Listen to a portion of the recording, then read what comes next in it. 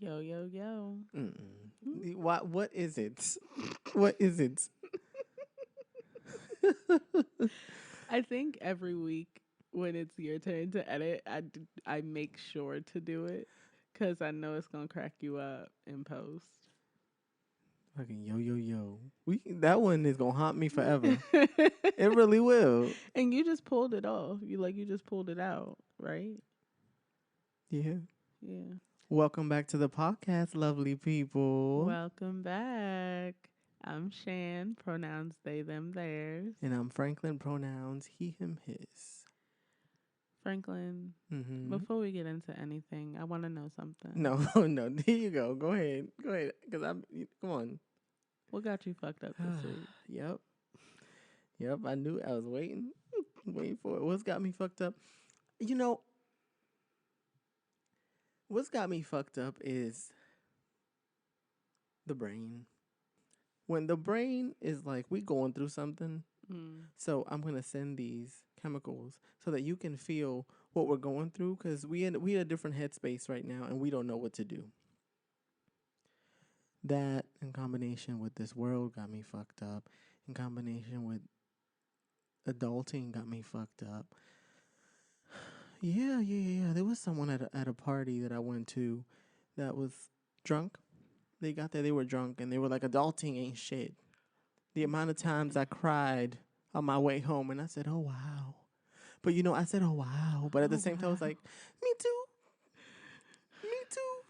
Me three. I'm here. So that's what's got me fucked up. What has got you fucked up? It's a great sort of piggyback. Life got me fucked up. Mm-hmm. And it's so funny that you said what you said, because much to the same effect, adulting especially got me fucked up. Okay. This average ass, or as you said, below average ass existence. It's wild. It's not livable. It's a sad time. Things are looking pretty bleak, if you ask me. Mm-hmm. Who was I telling? I was like, we're gonna lean towards a Great Depression very soon. And I've been saying that. come on. And then I don't know who it was that was like, please be quiet. They're listening. And I said, oh, you're right. Who like are history, they? the government. The who? The government. So you feeling it too? Yes. Yes. Please tell us. What you want me to tell y'all? I want to know what you feel, because I feel something about You it. feel like history has shown us, Come on. and we doing it all in the same fashion. Mm-hmm. So by my calculations, it's about time. Heading there. I'm glad you said calculations, because literally.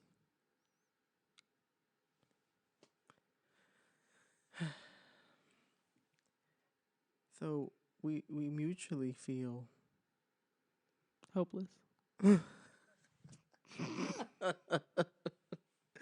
oh, not hopeless.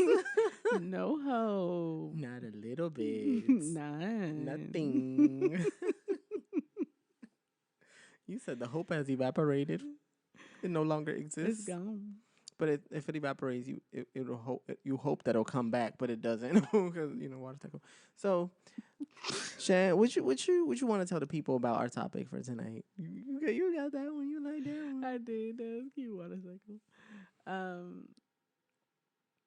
Tonight we are talking all about intergenerational living situations and upbringing, taboo topics in the household, all that good stuff. Talking about home, talking about childhood. Okay.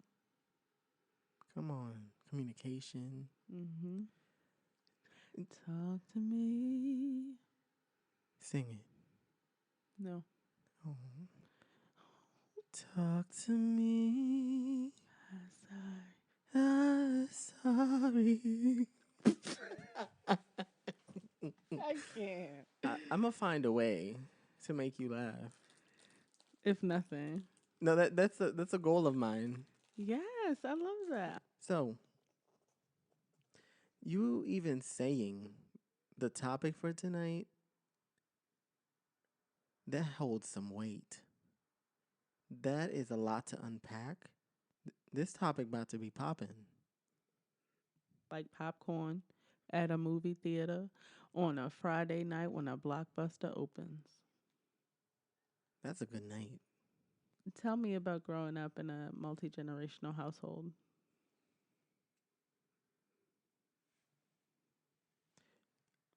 I'll use 4 words to describe it. Okay. It's too fucking much. You want four other words? Too much going on. You want 4 other words? Too much to notice. Too much to feel. Too much Mm. to challenge. Mm. So that's what it is. There are great times though because you get to learn amazing things from those around you and what they've experienced, right? If we're talking about culture, we're talking about food, things that are passed down from that generation right there. That holds a lot. That holds a lot. Okay, holds the nation together. All those things. But the one thing that was taken away for some is being available and loving unconditionally, knowing how to. Love has conditions. So that's in a sum of it's a sum of what year of what year Of what? Yeah. of what year. It's too fucking much. Mm-hmm. Mm. It's a lot for two generations to be in one household. Yeah. So when there's three and four,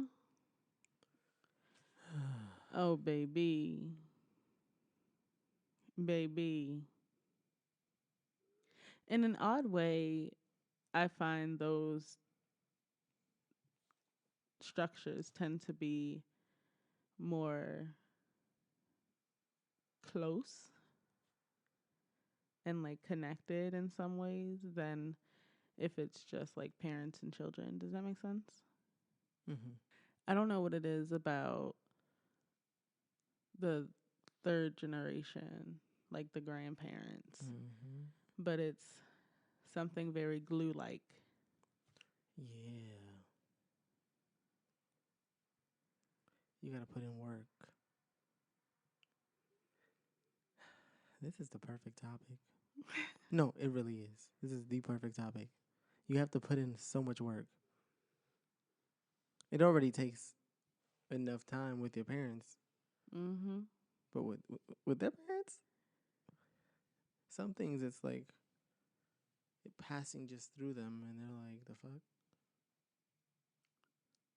But look, you, it's something that showed up in my family, and my grandfather has gotten so much better because I'm gonna challenge your ass till the end of my days. This is something that's not gonna change. You Mm. stubborn? I'm stubborn too. Mm-hmm. I love that. You say you met your match today? Yeah. And I'm gonna use people around you, people in your home, as examples as to why you shouldn't. Mm. Talking about misogyny, you have a daughter. Mm. You have a granddaughter. Mm. Hell, you have grandchildren. Mm. Let me stop because I'm in a trance right now, and I will keep going You're in a trance. in a trance. Yes. You better be in a trance. Tell us about you. How would you define living in a multi-generational home? Chaotic. Special. That's a good one. Thank you. Dynamic. unique. Mm-hmm. Yeah. And I was thinking about it both ways. So, myself, parent, grandparents, or parents, myself, generation under me. So, I was thinking about it both ways because there was never four generations at once, Right. just three generations, one way or the other. I was thinking about the differences in them, which is why the words were so scatter plot like. Beautifully put. Like a scatter plot. Beautifully, beautifully put. By Thank the way, you. that shit, ooh. You felt that? I felt that in that picture and I said, ooh. So, yeah, but they're all connected. Yeah. Mm-hmm. Yeah. Doesn't have to be a positive correlation. Mm. Come on, mathematics. You said you paid attention in class. I didn't say it. You did. I forgot I have fruit snacks. You better eat it. That's so exciting. Okay. Bless you. Thank you. Thank you. Ooh.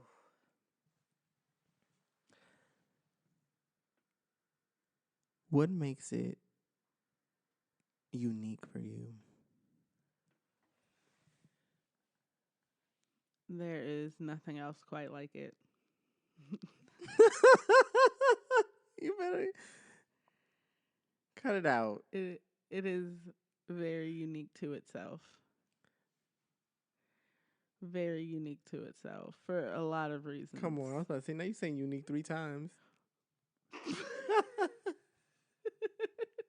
That's how you know it's unique, right? Because I gotta say it so many times. What topics were forbidden in your household growing up? Okay. Sex, sexuality. I'm like stopping myself from saying this, but I'm going to say it. Accountability on the parents' part. Mm. Um, I'm telling you, this shit right here, this shit right here, gender roles, norms created by people who are spreading gossip and telling people that they need to stop doing things because it's bad and it's giving people a bad image. Mm. Anything going against the reputation of your household. So we all have this imaginary reputation that we have to uphold, especially in collectivistic cultures. Keeping up appearances. For what? Keeping up appearances. We're all living the same life. But I have an image to uphold. I have an image that I want to portray. Enmeshment. Mm. I mean, just challenge anything, any conversation that challenges something that has no facts but it's believed to be true. Yeah. Like colors and gender. That shit kills me till this day. I mean, it's not the same now. Motherfuckers don't give a shit now. Now. But we're thankful for growth Mm-hmm. and time, right? Yeah. It's very interesting to me, um, your topics, because I grew up with a single mom and an aunt who was a single mom and grandparents who were married um, for longer than I've been alive, much longer. They got married when my mom was little, so they were together for a while. And I don't really remember living with them as much because I was super young, like before I started school, super young. But I lived with my grandfather again in my teenage years, so there's more there than with my grandma who passed away when I was young. Anyway, at one point, I lived with cousins who are my second cousins, so they're a generation under me. So it was their generation, my generation, and my mom's in the house. Very, very interesting dynamics. Sounds like it. It was the one you love so much. Cut it out. Yeah, I don't know if I told you that we lived together or not, but Mm-mm. yeah, we lived together at a point in life. Yeah. You've experienced a good amount of your family. Too much, if you ask me. What happened? Who said what? What? Huh? Somebody said something? I didn't hear nothing. I'm not sure. You said too much. Much too much. It's Moderation is best. Anyhow. and we might get into this later on, but I just have to say this. It's also interesting the type of role that you take up in your family and what you notice at a young age. That right there, because you get to see so much. It's like you have walking assessments, right? You have, well, in my case, like my grandfather, who was an alcoholic, who overdrank, had conflicts with my parents. Like, then you have my parents and their issues, and I'm like, y'all, this is the trauma show. We have arrived. This is the trauma show. Welcome to the trauma show. We have all problems. Welcome to the drama show. Hey, No. we'll be all right. No, we're not doing this. We'll be all right. We're not doing this. Yes, we are. No, we're not. Okay. Sing a little, live. You are have to.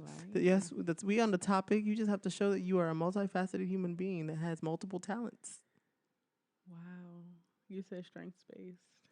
You're strengths based. Ooh, Come on. mad. Come on. Or mad, mad. Mad, mad. Oh. Aw. Something hit for you when I said noticing at a young age the dynamics, and Yeah. It's very interesting because I've been in a sort of helping role my entire life in an interesting way. Well, not my entire life, but definitely for a portion of my late childhood. Very interesting stuff. I also grew up around violence, and that shaped my perspective as well. you added another layer. Well, you said trauma. You said the trauma show. And you were right. Tell me about within the dynamics that you notice, right? Mm-hmm. Which one, because you said you were the helper. Mm-hmm. You played like a helping role. Which dynamic was the most difficult for you, being the helper?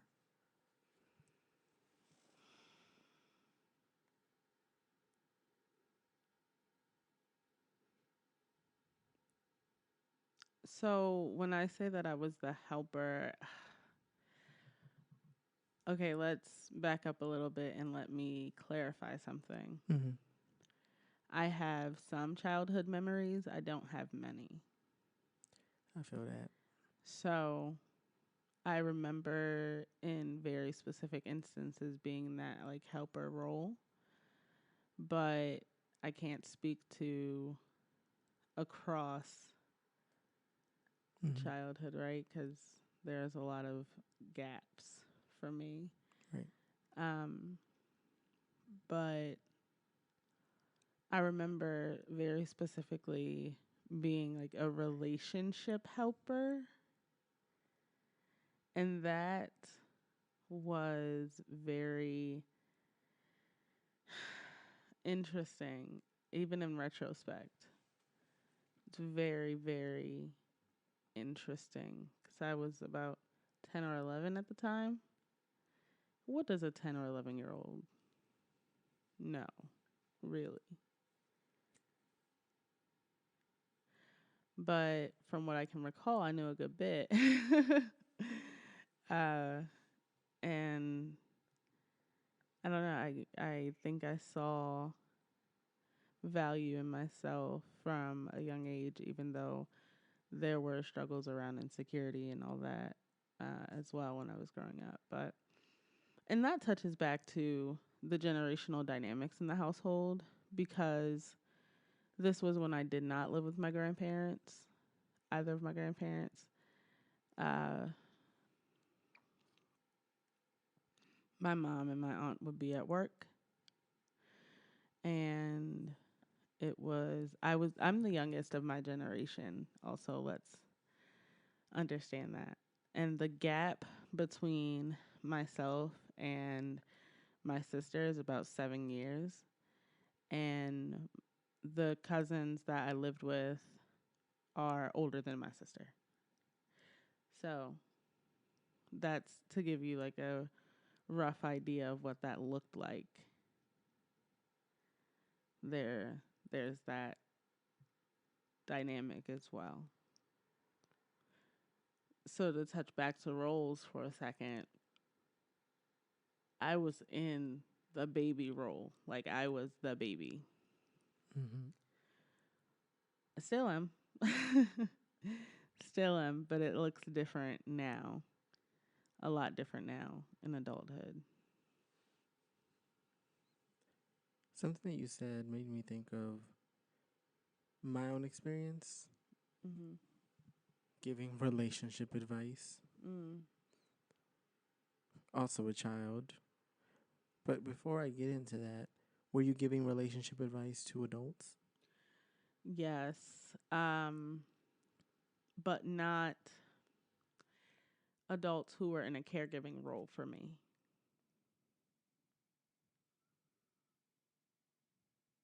So, yes, they were grown, but no, they were not responsible for taking care of me. That's wild to me.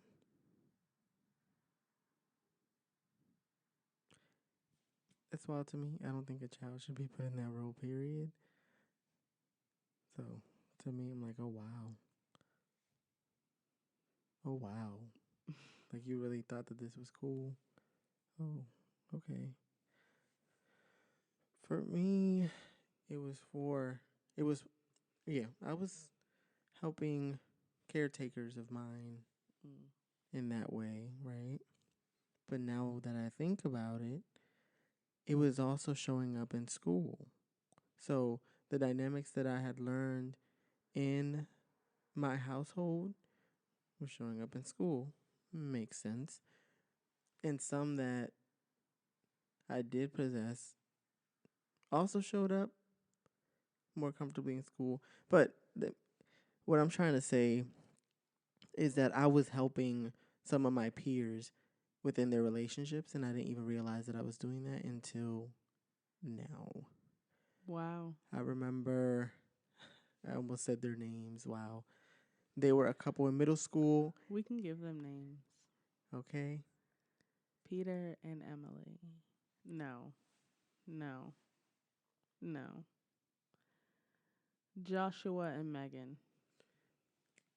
Megan. So Joshua and Megan were together in middle school, and they would like, people would just tell me, just like a side note, they would just tell me everything that they do, the issues that they were having, fucking in their parents' bedroom, in the closet, like, and I was like, y'all are having a life that, What wow. what what level of schooling was this? This was 8th grade. Oh my god. Actually, it was 7th and 8th grade. Oh Oh wow. wow, Fucking in middle school like that. fucking And your parents, okay. yes. And then they would, and Live to tell the tale. so I felt, I guess there was a sense of obligation because I wanted them to be together because they were good together. And then when they would fight, I would be there. It was a lot. It was a lot. You were the glue in the The relationship. glue. So then I'm taking it out. I was the glue in the relationship, right? Exactly. So I had to, you know. So that also came up in another relationship in high school. Now I know. So that's what it made me think of. And also just being an adult, and it's like you're too grown. You seem too grown. That's a sign of maturity. You can handle this. No. No, thank you. But now look at what I do for a living. Started from the bottom, now we're here. Started from the bottom and I stayed in the bottom, and I'm started from the bottom, still I'm here.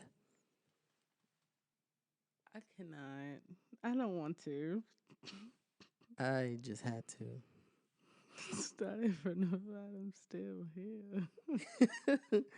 Started from the bottom and I'm still here. I'm taking that out. Uh, okay. Okay. He be passionate. He be in it. Started like he started. So I'm so sorry. Come on, Drake, brother. No. No. What ideas or ideologies were accepted when you were growing up in those households, right? That aren't accepted now? For me, there are, I'm going to answer this in a strengths based sort of way Okay. because a lot of the cishet normativity that I was raised with, I quote unquote rebelled against. And it took time, but that is accepted now and honored. And so that cis heteronormativity as a baseline and as a priority is not an accepted sort of idea anymore. And religion is another one. I'm not going to get too into it, but I was raised in the Christian faith, and I am not Christian. And a lot of that is so a lot of that was accepted by me back then and isn't anymore. Now my household structure looks different, and there's a we haven't had many conversations around religion specifically or spirituality. Um, but there's a sort of baseline of respect in my household. So I don't anticipate it being a problem if it did come up. Does that make sense? Yeah. Things are different. Yeah. That's great. Yeah. And that's a huge area to be okay, right? Mhm. In a family. So what about you? What about me? Oh. Oh wow. Oh, oh Oh. wow. Oh. Oh, okay. Oh yeah. So ideologies in my family. I mean, they kind of align with what I was saying at the beginning. Queerness. There are limits depending what it is, I guess. Yeah, queerness, sexuality, it's much more accepted in spaces. Individuality, to some degree, has shifted too, because people, I'm gonna say allowed, right? People are allowed to be themselves and explore themselves in whatever ways. So even when thinking about me, exploring the way that I want to dress, the way I want to wear my hair, yeah, yeah, all of that is acceptable. Otherwise, I mean, either way, it would be acceptable because I'm still gonna do it. Mm-hmm. Period. Period. No, children being given more respect Mm. and a space to talk and be themselves is something that I really like. Because I feel like growing up, a lot of the kids that I was around with, either in school, well, no, in school, the people gonna be themselves. But okay, Listen, the school you is a different. It's a different one. mm-hmm. You listen, you gonna live. You gonna be your true self. But a lot of the kids that would hang out at my house whenever we had a party, it felt like something was missing that now takes up space.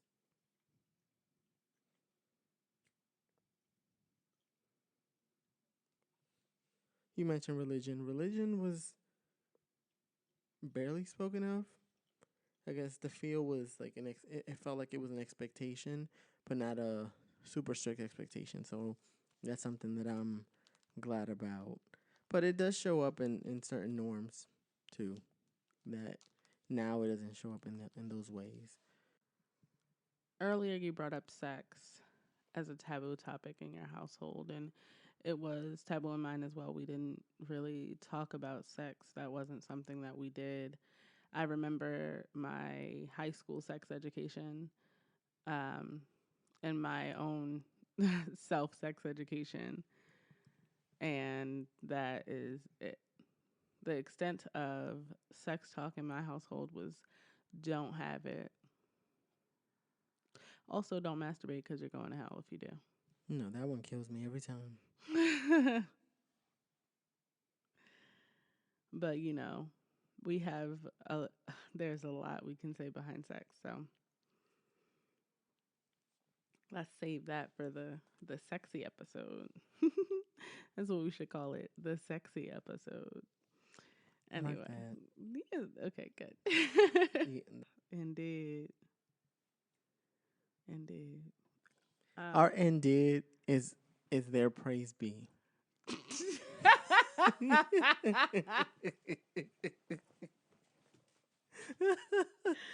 Praise be. Indeed. indeed. Indeed. Um, so it was don't have it, right? The expectation was that you weren't having it, although my mother was a teen parent. I didn't really have that issue necessarily. Like I wasn't having sex in high school, so it wasn't a thing for me, and I wasn't having sex before high school either.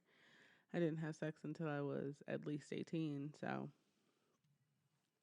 that was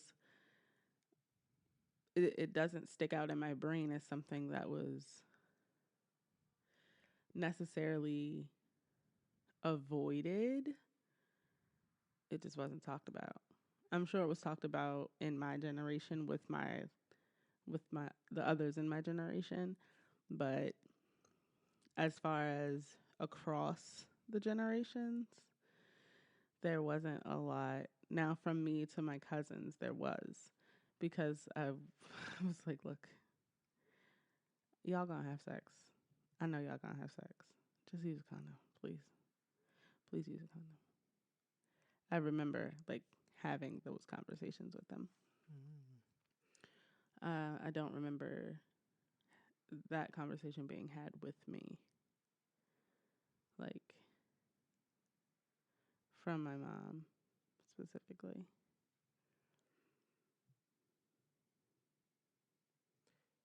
also never received that conversation. Mm. And that's a really good point. Because now, depending on the situation, it shows up and the conversation is had. It's like the generations have shifted when it comes to that. Having the conversation doesn't necessarily mean that you're giving your children a yes. And that's where it's lost. And that's where the grandparents' generation, for me, in my experience, I'm like, you're getting lost in the sauce. You're not understanding the importance of educating and creating a space where people can talk to you about this. Because you never know. And we're not just talking about sex in the pleasurable sense, right? We're also talking about being sexually abused. And can I talk to you about it? What are the signs that I should know? Because that's also it's inappropriate. Did you talk about Did you talk about body safety at all in your home? What that is. Oh, all right. Same. Then there are some ideologies that you can't. To me, it feels like it either you can't shake off, and it takes more time, or for some people, it's just never changing. It's, That was horror. oh my God, yes. Oh wow. You about to get murdered tonight. When? Tonight.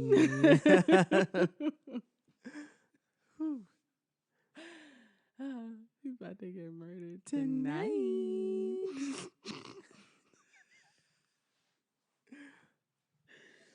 All right. I'm done. We can make a horror movie, I'm telling you. We can make anything. I believe. I believe. I believe. I believe. Come on, choir. I'm ready. Whose director do I need to be? Come on. I believe. Ooh, yeah. I believe. Come on. You better give it to the altos. No. Okay. Always. What? Yes. My family. Come on, sing. No. I believe. I believe. I believe. Come on. Yes. Nice. Yes, every time. Love it. Just one. Sing. I believe. I believe. I believe. I believe. I believe. I believe. I believe. I believe. Happy now. Happy now. You know what? Okay.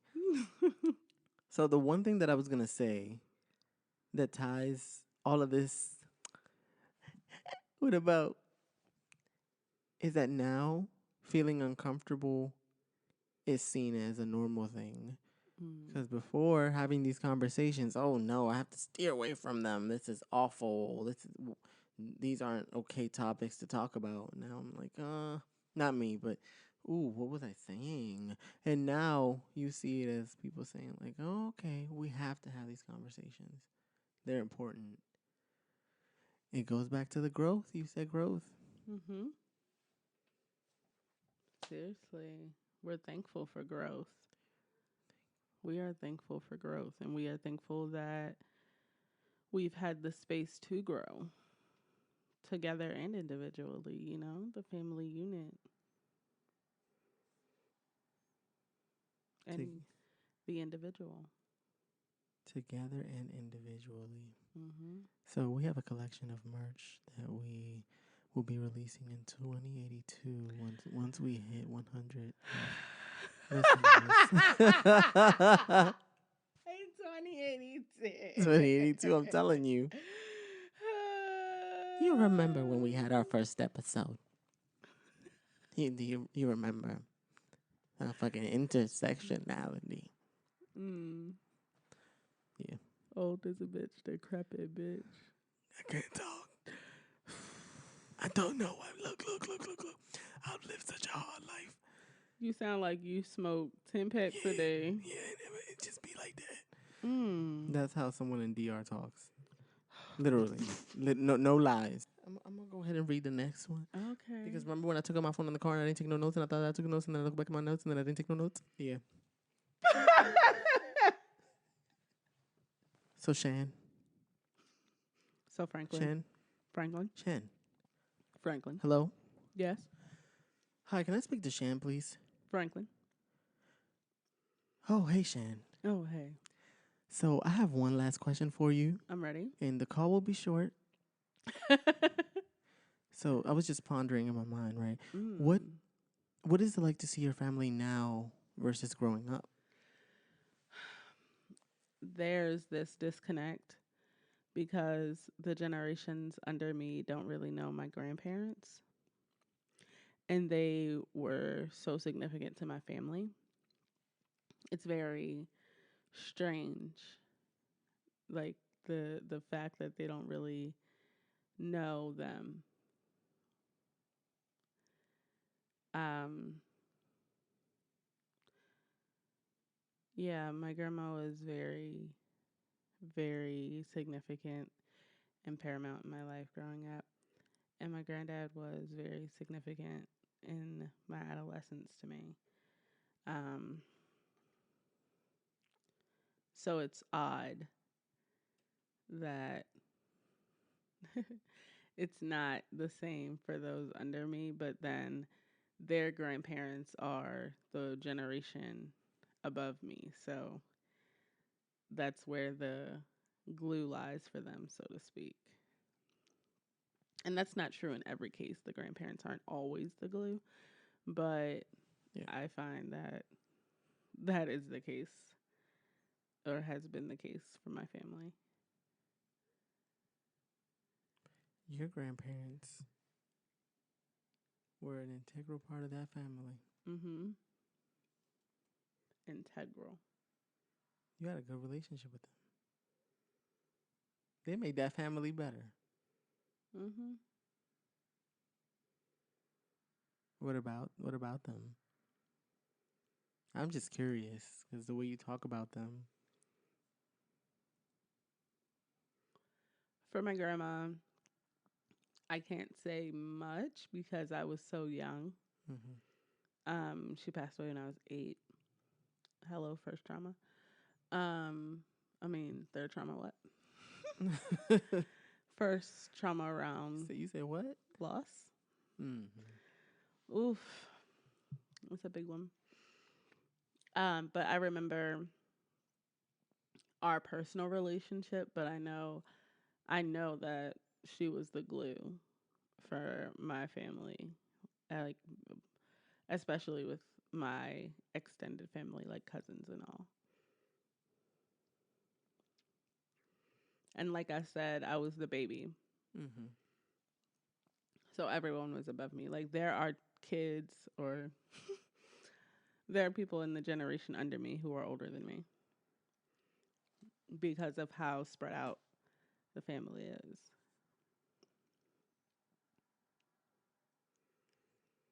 You said family tree. You said genogram. You said genogram. And I have one And did and it's large. And it's large. My grandfather was one of 8 or 9, I believe. And my grandmother was one of, I think, 8. And together, between the two of them, they had 13 children.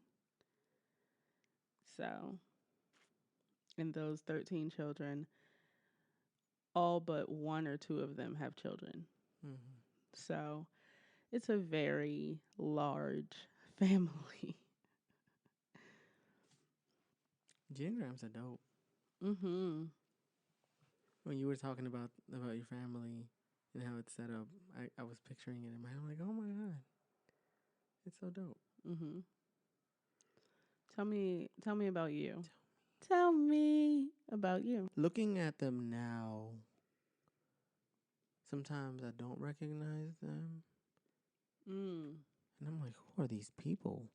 In positive ways or less positive ways? In positive ways. some things just don't change. Some things just don't change, or they don't show up as much as they used to, right? And then in the positive route, yeah, it's like I said, that don't. It's like I don't recognize them at times. It's I'm like, who did this? Who? How did this happen? When did this ship? Ooh, ship. They shipped it. FedEx. When did this shift occur? Because I missed so much, and maybe I was missing a lot for a reason. Let's talk about it. So, yeah, a lot of things have shifted with them. The way in which they embrace personality, in which they allow kids to be kids, the way in which they are devoted to their kids' social life, right? It's beautiful. That's awesome. It is. I mean, there's some things that I'm like, y'all motherfuckers can all get the fuck out today. But a lot of things I'm like, this is really cool. So this has been a challenge for me, and a lot of internal work has had to be done. Something. Is it U.S. dollars? Probably. Colonization? Always. Oh. But they never have enough money. So to abolish it's like let's colonize another land so that we can provide them with education so that they can get loans and that we can continue. So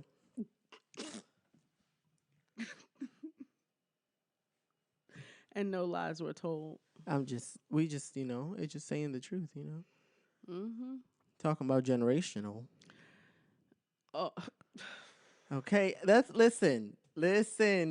I got goosebumps on that listen one. here, because I'm into genealogy, and I can take us back. Okay, I can take us back to about 1890 Okay, on paper. Anyway, come on.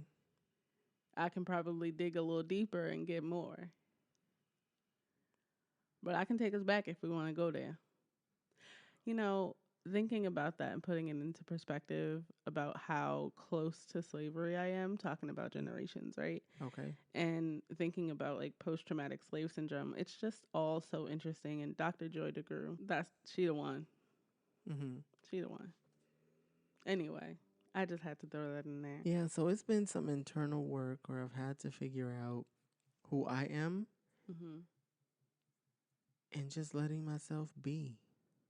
Because if I have the space to do it now, I'm going to take advantage. Yeah. Why the fuck not? And part of that change is representing what you believe in. There are limitations, of course. Disclaimer. But that's what I have learned. And I guess some of that energy has rubbed off on me.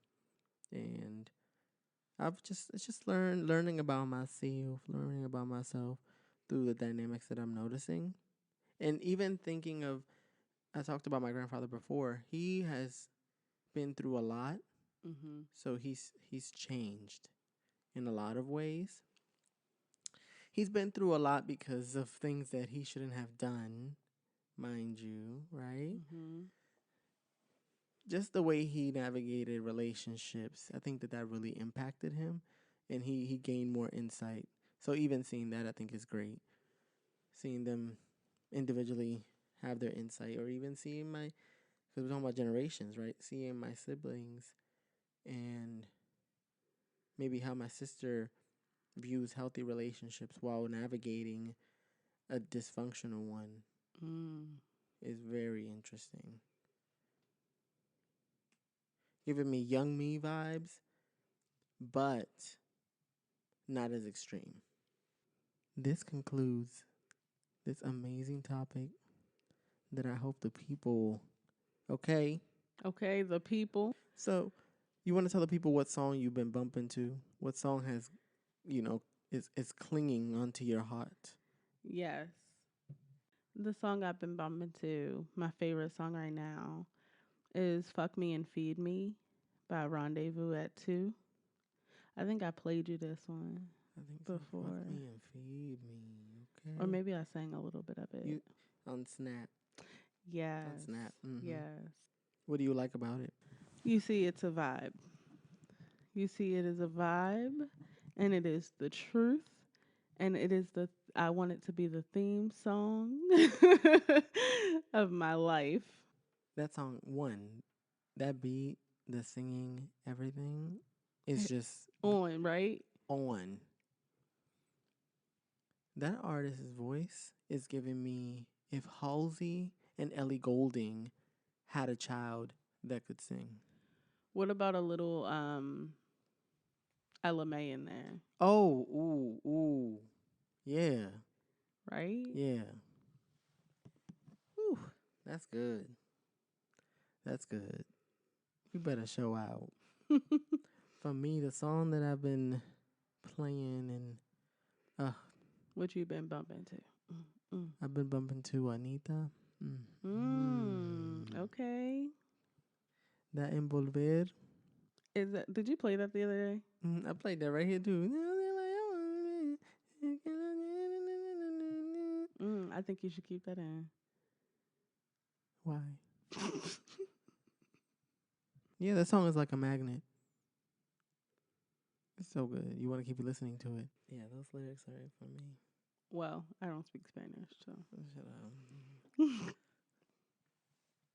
So thank you, lovely people, for tuning in and listening to another episode of Speaking from the Shadows. Every color has a voice. Oh wow. Oh wow. You said TV announcer. Hello. Welcome back. Welcome back to Speaking from the Shadows. Every color has a voice. How you feeling? I feel good. I feel good. Ooh, Ooh, he said hello. hello.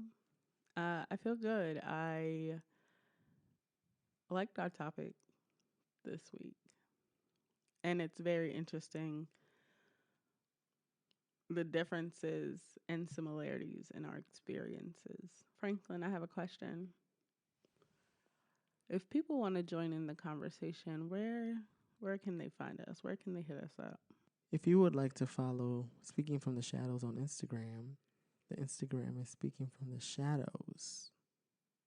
Okay, and we told y'all we were gonna have a TikTok, so there is a TikTok account, and we all Videos to come. video okay videos to come.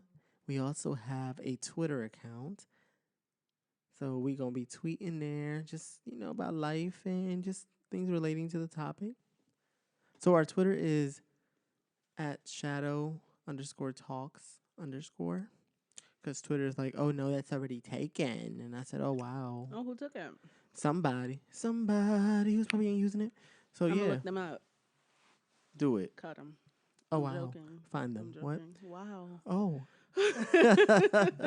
If you would like to email us at speakingfromtheshadows@gmail.com. At what? .com. Hey. The TikTok account is speaking from the shadows underscore. Tell us your favorite parts of the episode. Engage with us. Talk to us about your experiences. Franklin, tell us your favorite part of the episode. You said, tell me. Tell What I liked about the episode is that though I am the oldest sibling and you are the baby, ow, okay, we still share similar experiences. us. Mm-hmm. I think that that's fucking dope. And it just shows and talks about the volume of family dynamics and how good it is. Let's talk about that shit is good. It's just never ending and you always learn something new. Mm-hmm. Always. So that's what I really enjoyed about the episode. And we tied in sex, which I think is a very important topic to tie into this. Let's talk about sex, baby. Let's talk about you and me. Let's talk about all the good things and the bad things that may be. Let's talk about sex. Let's talk about sex. Introduction to our sex episode. Please. Oh yeah, you want to sing then? Ooh. Ooh. Mad, mad. Mad. Thank you all for listening. Thank you. And until next time, remember, define yourself for yourself Use your voice and and be be great. great. Indeed. Indeed. I love that we're always in sync with and be great. That makes me happy. Yeah, Like on the first go. that shit's dope.